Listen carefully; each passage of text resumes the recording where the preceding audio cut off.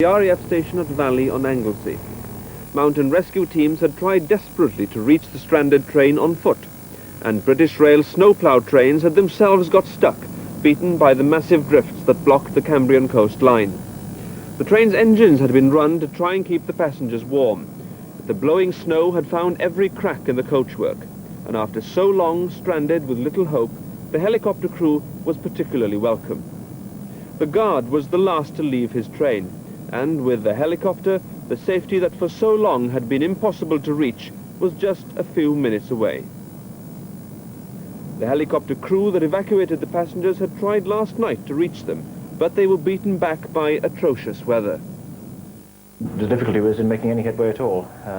For one period, about 4 minutes, the airplane was actually stationary over the ground, although we were going just about flat out. Visibility was reducing rapidly, and we eventually encountered whiteout, whereby everything is outside the aircraft just becomes completely white. It just happened that it got that bad that there was no choice. We had to turn around. Once we lost contact with the sea, which was the only thing that we had up till then. But today they made it, and with the mission accomplished, the helicopter set off for base. But with hardly anything able to move on the ground, their day's work was not over. They were diverted south to a small village near Cardigan, where a doctor had decided that a pregnant patient needed immediate transport to hospital. The helicopter touched down in front of the chapel at Pentre Gat, where snowdrifts had paralyzed road transport.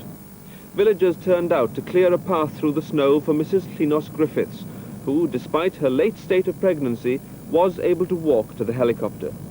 She was taken to Glangwili Hospital, Carmarthen, where, according to latest reports, she's well and expecting the birth of her child soon. Rescue helicopters from RAF stations at Valley on Anglesey and Brawdy in southwest Wales have been busy throughout the day. They've been working almost non-stop, mainly transferring people to hospitals, but they've also been helping farmers who are going through a nightmare, just trying to keep their livestock from freezing to death. In South Wales, the continuing snowfalls have stopped train and bus services, and most roads are impassable.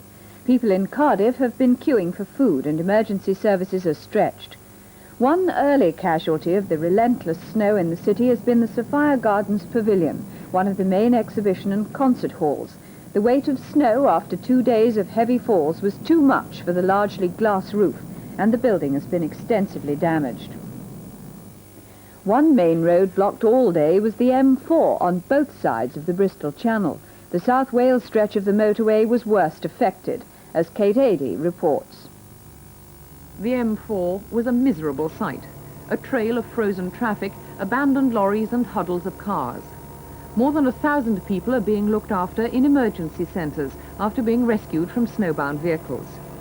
Police in Avon and Somerset were so fed up with drivers ignoring danger warnings that they blocked motorway access roads with giant snowballs.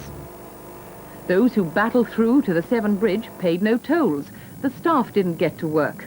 Free passage for the first time in its 16 years, but it didn't last long. The bridge later closed. As travel became nigh impossible on motorways and the snow kept on falling, the white traffic jam grew. Outside Bristol, more than 70 lorries which had left the motorway found themselves nose to tail behind drifted snow on the main roads round the city. Their drivers spent the night at a community centre, and shopkeepers donated food. Local residents volunteered to come in and cook. The drivers from many countries were grateful. On a cricket pitch in Cardiff, one man who wasn't going to let a snowflake stop him. Opera singer Stuart Burrows. He tried car, train and plane, and finally took a helicopter to get to Covent Garden. If you're keen and don't want to disappoint anyone who's braved the appalling London weather to hear you sing in Don Giovanni, then there's nothing you won't do to get on stage and provide entertainment amid the encircling gloom. The weather also badly affected nearly all today's sport. Details later about the matches that did go ahead. The government has been urged to appoint a minister to coordinate help for people suffering from the effects of the bad weather. Mr. Dennis Hull, who was made weather minister by the last Labour government, said emergency centres should be set up throughout the country where people could go for advice. The Polish leader, General Jaruzelski, met the Roman Catholic primate, Archbishop Klempt, tonight for their first reported contact since martial law was imposed a month ago. So far, all that's been revealed of their discussion is that it covered an exchange of views on the normalization of life in Poland. Up till now, the Archbishop has been saying that he wouldn't enter such discussions without the presence of the detained Solidarity leader Lech Wałęsa. News of the meeting came as the martial law authorities lifted censorship on foreign journalists in Warsaw. It's a limited easing of restrictions since all reports still have to be passed through the Foreign Ministry Press Centre, and reporters are not allowed to visit the rest of the country. Our correspondent in Warsaw, Tim Sebastian, came through to us by telex earlier this evening with his first uncensored dispatch. And in the past half hour, we've received his first television report. But because of technical problems, the pictures are not of the best quality. The first thaw had to come sometime. For weeks, Poland has been clamped under the tightest military rule in post-war Europe. Even now, the people have little to set against the difficulties. No travel, no entertainment, limited communications. They can't even take what they want from their bank accounts. Officials say martial law could last for several months and there won't be any rewards without good behavior. That was made plain enough at a news conference by members of the cabinet earlier today. They confirmed the disastrous state of the economy. Poland needed $1.5 billion every 3 months even to maintain current supplies and production. Whatever damage has been done to East-West relations, the Poles want the West to dig into its pocket once again. On the home front, the authorities are directing attention to the primate, Archbishop Glemp. His agreement to talks with the leadership came as something of a surprise.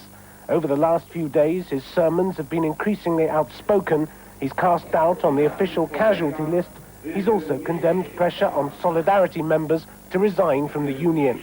Gatherings in church are still the only public assemblies allowed.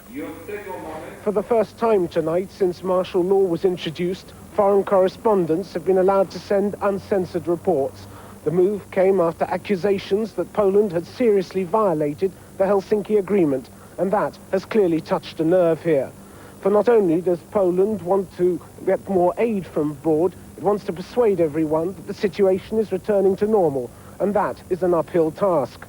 Earlier this afternoon, government officials gave the first detailed rundown on the victims of martial law. 5,000 detained, 1,400 arrested and facing charges, nearly 300 already found guilty.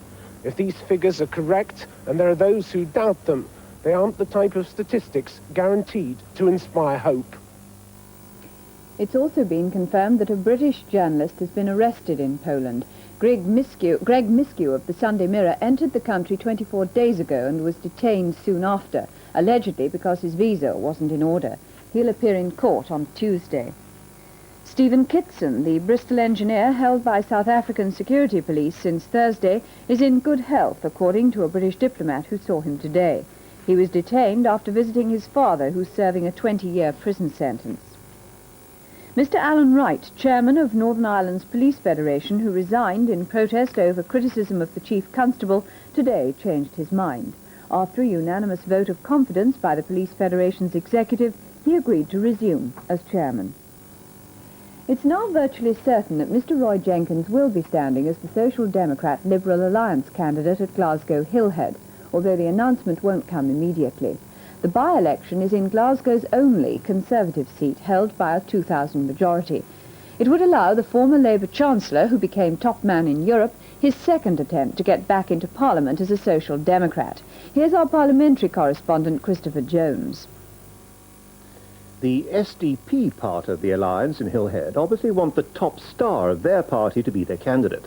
But the Liberals there had already chosen a man, Mr. Chick Brodie, and Mr. Brodie will be one of the 2 people coming to London tomorrow to talk to Mr. Jenkins. The idea that Mr. Brodie plus the local Liberal Party chairman should have these talks was thrashed out at a meeting in Glasgow this morning.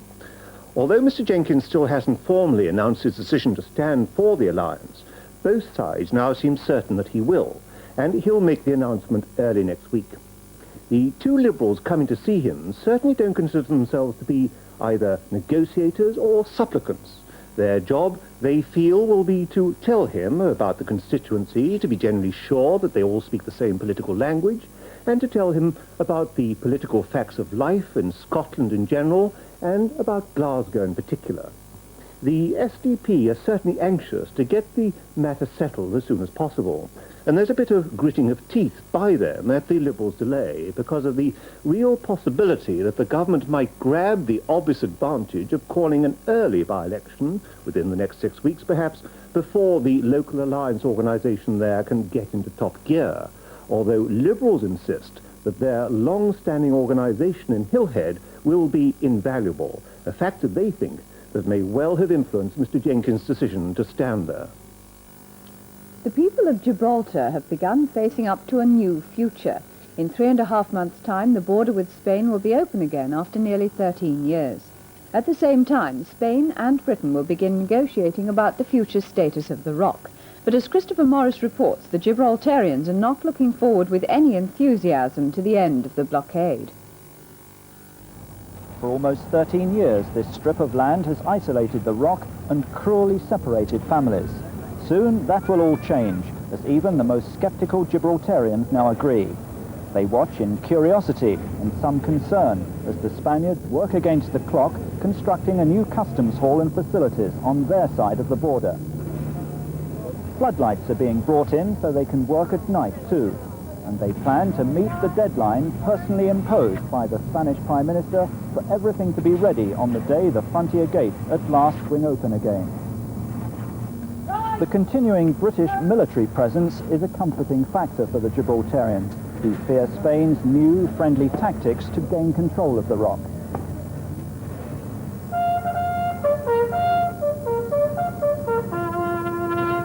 But every evening when the Union Jack is lowered seems to bring closer the day when that British presence will be shared with a Spanish one. Once again, ice and snow wrecked the outdoor sports programme and the pools panel sat for the 5th successive week.